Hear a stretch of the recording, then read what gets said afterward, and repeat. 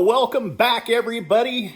I'm here to make another Austroflamm video for all you out there that are asking for it. Julie and I get a lot of calls and emails per day due to the fact that we are offering our expertise and advice on all of you out there that are having issues with your Austroflamms or your RIKAs. So let's get right to it. So what this video is in regards to is the number one emails and questions that we have to address. And these are very common problems for you out there that don't know your stove inside and out. A lot of you have acquired the stove secondhand. Most of you do not have a manual. But if you would like to call us and ask us for one, we're more than happy to shoot you a copy. So let me go ahead and turn this camera around here so I can get to it. You're gonna love it. Okay, the first thing I'd like to show all of you is the number one cleaning issue in cleaning an Austroflamm Integra 1 or a RIKA Integra 2. If you do not know the difference, Austroflamm was manufactured from 1990 to 2005. In 2006, RIKA was born. That would be called the Integra 2. The body designs are basically identical. Internal components are different. A little upgrade in the technology. But all in all, whichever stove you have, best stove in the industry, guaranteed. This is the only stove that, well, look at this stove. This stove was made in the early 90s. And here I am getting ready to refurbish it. That's what Julie and I do. So if you're ever in the market and you want one of these beautiful bad boys, give us a call and we'll let you know if we have one up on the bench being refurbished. Which, at the time of making this video, this one's up on the bench and I will be able to show you. How do you like our bench? Pretty custom, huh? You only have to stand on one side and you can work on the whole thing. So that's how I'm going to show you the different angles of the stove. So again, in our daily adventures, we get, I would say, a dozen emails or phone calls a day from all of you out there that are having issues with your stove. So what I'm going to show you here today is the proper way to clean it. Really quick, I'm going to explain to you how this stove is designed to burn. Hopefully after I am done, you are going to be able to take your stove apart and you will be able to diagnose it if need be or clean it. So first thing I'm going to show you right now is, now this stove is obviously gutted and all of the major components are removed, but this tube right here, this is your fresh air inlet. Your fresh air inlet draws either outside of your home air or internal air into the stove itself. Right here you have, as you can see, a gasket mark. This is where your air sensor normally goes. What happens is when you turn your stove on, your combustion fan, see that combustion fan right there? That turns on. It then draws air in through the back of the stove, past the air sensor, which the air sensor reads and determines all of the funness among us to decide if this stove is going to operate properly. From that point there, the air comes through the air tube.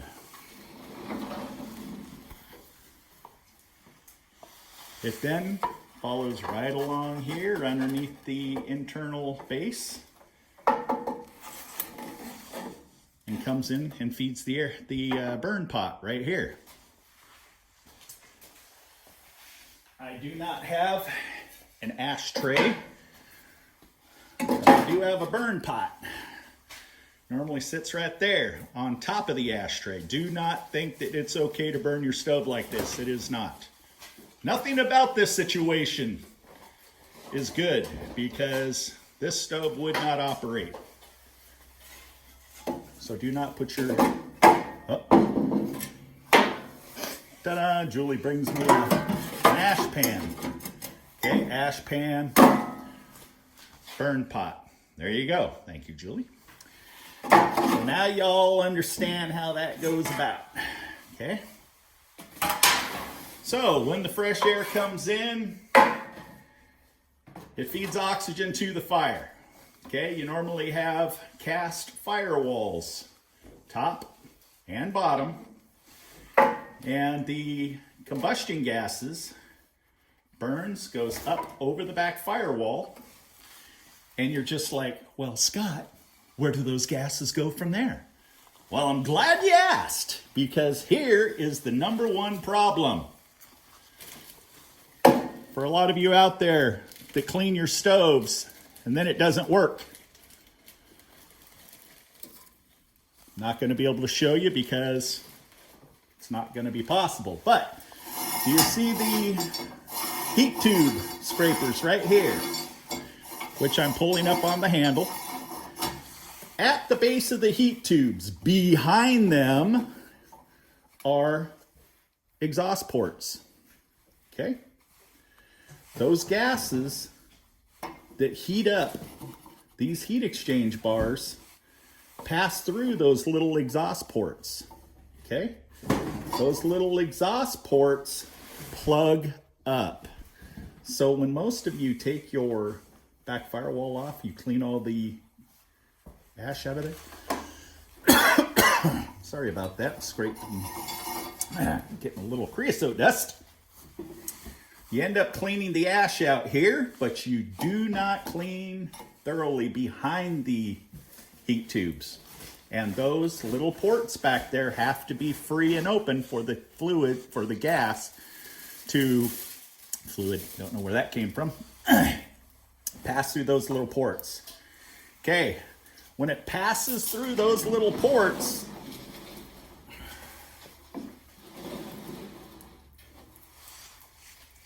see this little door right here? That is your horizontal exhaust chamber.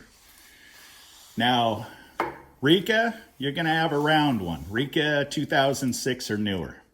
Okay, and you're just gonna have a little thumb screw that you'll undo and you'll be able to pop it off and access the inside. For all of you out there that have grandpa here from the 90s, you're gonna have to take off these 4 screws and you will be able to access this channel. That is where those gases pass through and goes into this channel. Now you're asking, Scott, where does it go from there? Well, let me tell you. From there,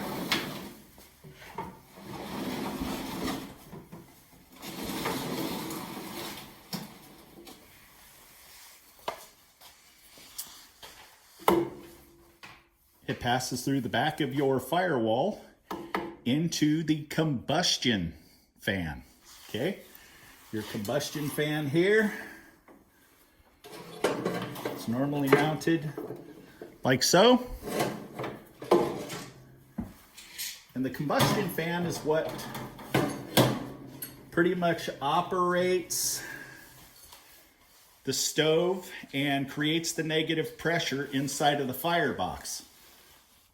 So it takes those gases, it draws it in through the back firewall into the fan itself.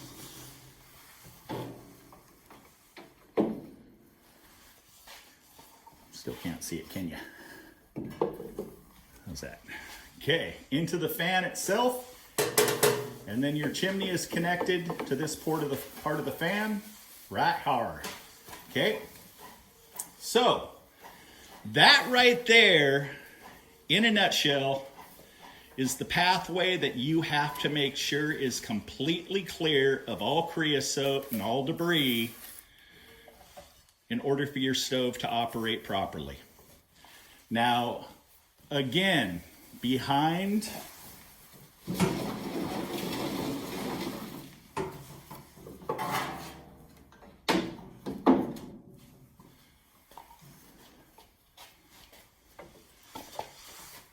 the heat tubes is those ports.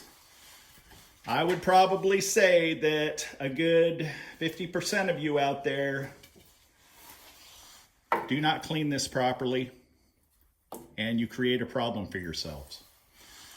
Okay, so that, ladies and gentlemen, is how you clean your stove.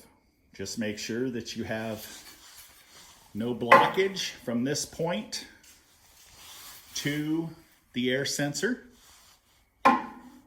Okay, from this point up over your back firewalls, which you are going to take down with your 5 screws. And if you haven't taken them off for some time, due to the heat, they will have a tendency to seize. I would highly suggest that you don't let Big Bobby Ray get in there and just start reefing on it, because you're going to snap them off, and next thing you know, you're going to have an issue here to where these cage nuts that are inside are now going to have a piece of bolt stuck in them, and that's never fun. So when you take your back firewalls off, you're going to make sure that they're not cracked, they're not warped. And on the bottom back firewall, you're going to have an insulation board. That insulation board must be intact. If it is heavily deteriorated, missing, give us a call. We have new ones in stock. Okay, so let's move on to another problem that we have with individuals that call us constantly and say, Scott, I've cleaned my stove, now it won't start. It won't run, it won't stay on, it won't keep going.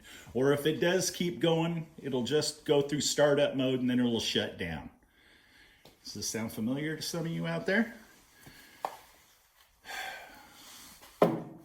Your glass door. A lot of you are really anal about making sure that your glass is squeaky clean. That is all fine and dandy. But when you start taking the glass apart, some of you have a tendency not to remember how to put it back together. So what I highly suggest is, before you take this, the average person can do this, but a lot of you out there don't like to mess around with the stove at all. So what'll happen is you'll call somebody in order to do the cleaning for you, the servicing. And I'm not dishing on anybody here, but let me tell you something. When we sold Austroflamm all the way back when we introduced them in the 90s, you had to be trained by the factory in order to sell them. Okay, obviously Austroflamm is no longer in the United States. So what that means is you have a lot of individuals out there that are trying to work on these that are not properly trained. So they don't know exactly how the snap discs work, the airflow, a lot of chimney sweeps. You'll call it just a standard chimney sweep out. No idea on how to work on these whatsoever. Again, no disrespect to chimney sweeps. I was a chimney sweep back in 1989. But a lot of individuals will take these all apart. A typical chimney sweep will not. He will just clean the glass inside and out, unless one of you out there specifically asked them to take it apart. Now, the problem with this door glass is they have gaskets behind these brackets, okay? Those gaskets must be put back the way that they were when it was taken apart. If they are not, too much air will enter into the stove itself, and then you're going to have issues. It's going to start shutting down because your air sensor is not going to read proper airflow. Okay.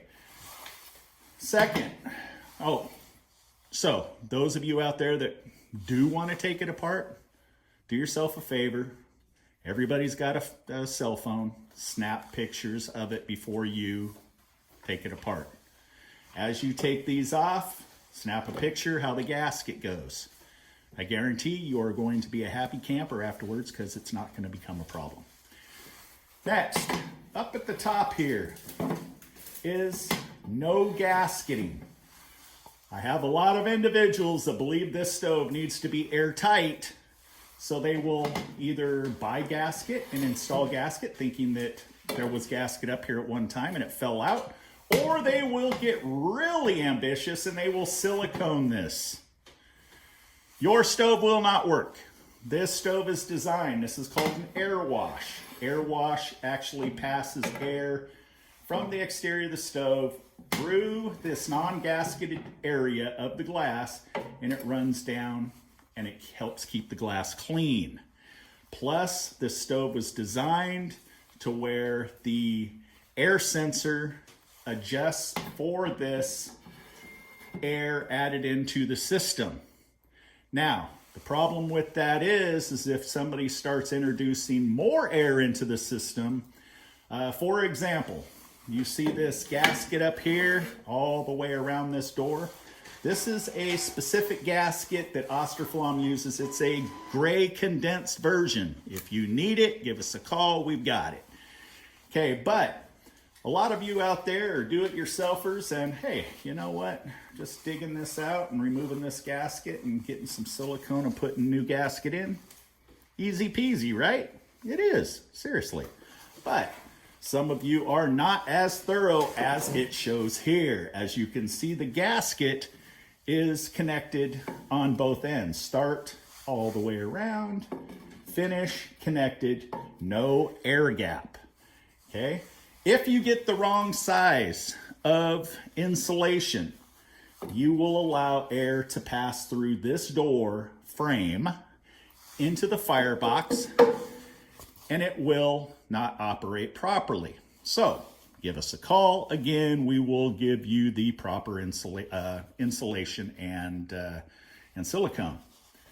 So that right there, ladies and gentlemen, is number 2 on the problem, as in emails, phone calls. Julie gets the phone calls. I don't talk on the phone. I'm behind the scenes. And see if this sounds familiar. Again, Julie, I cleaned my stove. Now it doesn't work. What did I do? Okay, right there. Number 1 problem, back behind the heat exchange bars. Oh, there we go. Now my tripod's gonna start acting up. Behind the heat exchange bars here, you forget the creosote behind the bars. So get yourself a paintbrush, whatever, clean all that out, all nice and purdy like, okay? Make sure down in here, you vacuum this out really good. From this point, all the way back. Make sure you have no blockages throughout, okay? Again,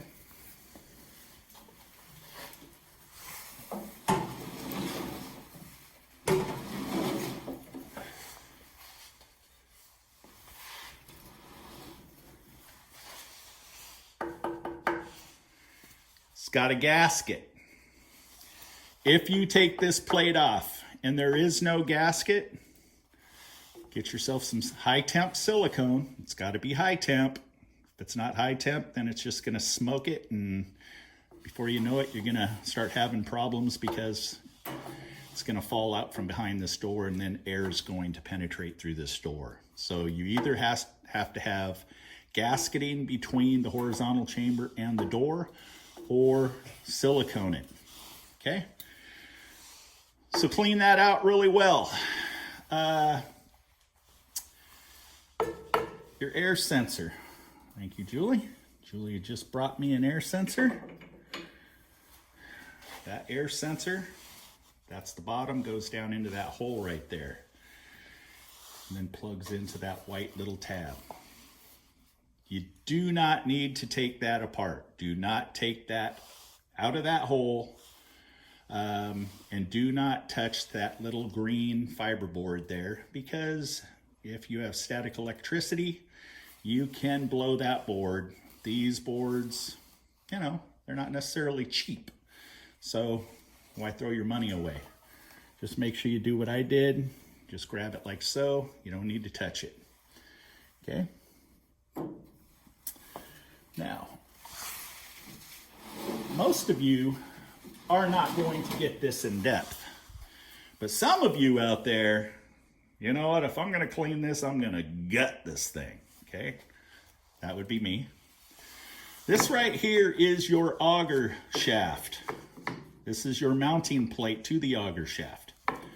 Okay? You would end up taking these bolts out, and then your shaft will drop out to where you can inspect the shaft, and you can actually ream out the channel in there where your auger shaft turns and delivers the pellets. I highly suggest you don't get in there and do that. It's not really necessary unless you know, little Bobby Boo-hoo drops a little toy down in there and it gets jammed, or over the years I've seen spoons, I've seen metal pieces, I've seen sticks, you name it, to where I have had to pull this shaft out. Not really that big of a deal. Okay, but for you out there that obviously have a complete stove, there is an auger motor right here mounted to the end of the shaft. Now, some of you will be like, Scott, my auger motor is not turning. Okay, here's a little trick of the trade, that if by chance your auger is not turning, multiple reasons. It could be that let's just go right to the number one, your auger motor could finally have given up. Now, some of you will take the auger motor off and you will turn your stove on. You'll say, Julie, my auger motor is turning, so it must not be the problem. Wait a second, that's not necessarily true. Julie will say, well, this is what we do to determine if your auger motor is bad. Once you have the auger motor in your hand with the shaft, take a pair of pliers and grab the shaft and hold the body of the auger motor in your left, your pliers in your right. Turn it on, and if you cannot hold that motor from turning, then your motor is good. But when the motors go out, the coiling, everything gets really weak inside. And if you can stop that shaft from turning by holding on to it, then your motor's bad. Okay, I bet you didn't know that. So that's how we will determine, or help you determine, if your auger motor is bad. Or it can just be dead. Plain and simple, just dead. And when you turn on your stove, it's just not gonna operate. Okay? Okay, let's just go around to the combustion fan here really quick. The combustion fan has a gasket on the back, which seals it to the body of the stove. If this gasket here is broken or heavily deteriorated, it will allow air to get between the combustion fan and the body of the stove, and it will affect the negative pressure inside the stove. Your stove will not work. It will seem like it's gonna work, but it will start shutting itself down randomly. So if you need a gasket, give us a call. Julie will shoot you one. This is your low limit switch. Your low limit switch is what tells your stove, excuse me, that there is a fire that has started inside of the firebox. And this is, as you can see here, 120, F120. Okay, what this means is this snap disc is designed to create a continuous circuit when it reaches 120 degrees. Scott, clarify. Okay, when this fire in here is burning pellets and it sends 120 degrees up over the back firewall through the horizontal channel into the combustion fan, it will send heat to this snap disc right here, which the back side of it, inside of this housing, is exposed. When it heats up to 120 degrees, it will turn on your convection fan. Then mama's happy. Everybody's a happy camper at that point because now you're getting warm and toasty. If by chance that fire in the firebox does not heat up to 120 degrees during its startup mode, then it will shut your stove down. So what that means is you hit the start button, the light on your user panel is flashing red, pellets are dropping into the fire pot, you're ready to get warm. Boom! All of a sudden, your stove shuts down. So, that's where you have to make sure that this snap disc is good. Another tip of the trade for doing this for 33 years is if you want to determine if this snap disc is good, what we do is we tell you to jump it with a paper clip. Okay, make sure it's not a plastic coated paper clip. It has to be a metal paper clip. And you unplug this and you unplug this and you put a paper clip in between the two. And what'll happen is you turn your stove back on and your convection fan, that's the fan that blows the air into the room, will turn on. Everything will seem to be operating as normal. Give us a call. We have these snap discs in stock. Shoot you one. Okay, behind this little snap disc, you see there's a little gasket behind it? That little gasket is very important. If by chance you clean your fan housing and you do not put that gasket on, your stove will malfunction. So make sure that gasket's in good shape. Make sure it's not missing, broke, or deteriorated. Ladies and gentlemen, you have just experienced one of the best cleaning videos about Austroflamm that you have ever seen. Thank you very much. It's really that easy. There really isn't much to it when you get down to it. You know what I'm saying. Now, one other thing that a lot of people are calling and complaining about is I just switched my brand of pellets. Okay. Since 2020, when all the craziness began, a lot of manufacturers have had problems with employees about, just whatever. Manufacturers are having issues, quality control issues.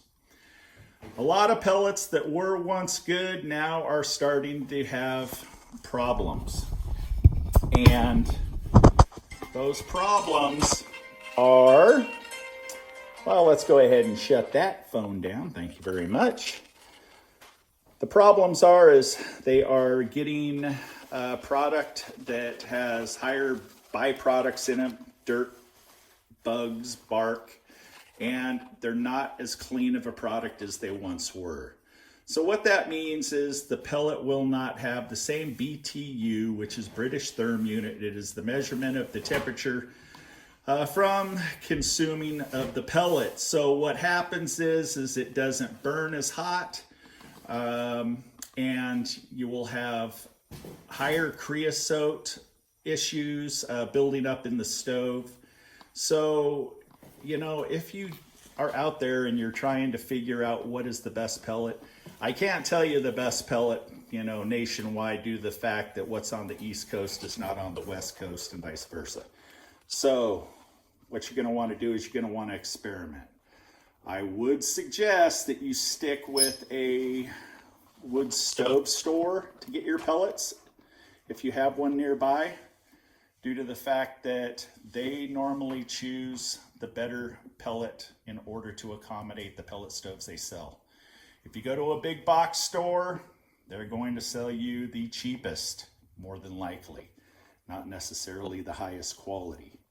So that right there is the #1 problem. If you store your pellets outside and they get rained upon and they become too wet or damp, they will not operate your stove properly. You'll have a lot of soot buildup, and you will find that you're going to clean your stove more if by chance it does allow you to operate your stove with the higher moisture content pellet. Okay, so this unit here is originally a non-starting or a non-automatic starting unit. When we refurbished them, we put in an igniter board in it with a newer EEPROM, and when you hit your button to turn it on, you do not have to mess around with fire gel or starter tabs or anything like that. The heating element will start the pellets automatically. So if by chance you're looking for, now this is just after Thanksgiving 2022, this stove will be available potentially. We already got somebody that's asking for one. This could be pre-sold, don't know, but we've got 6 or 8 more ready to go up on the table if we get time to get them up and running. But give us a call if you're interested in one, because I will tell you, there is not a better stove out there than Austroflamm. It's a sad day when they stopped importing them, but what are you going to do? So again, if you have any questions or you need assistance or we can help you out in any way, please email us, offgridstoves@gmail.com. You can give us a try to get us on the phone, but from, I don't know, September to March, our answering service pretty much picks everything up due to the fact that we don't have time to do everything plus answer the phones. So Julie is alerted 3 times a day that we have messages, and then she returns calls in the afternoon and the evenings. So the quickest way to get through to us is, again, email, offgridstoves@gmail.com, or again, you can call us at 800-348-1021. We can help you out with parts, troubleshooting, you name it. Thanks a lot for watching. God bless Texas.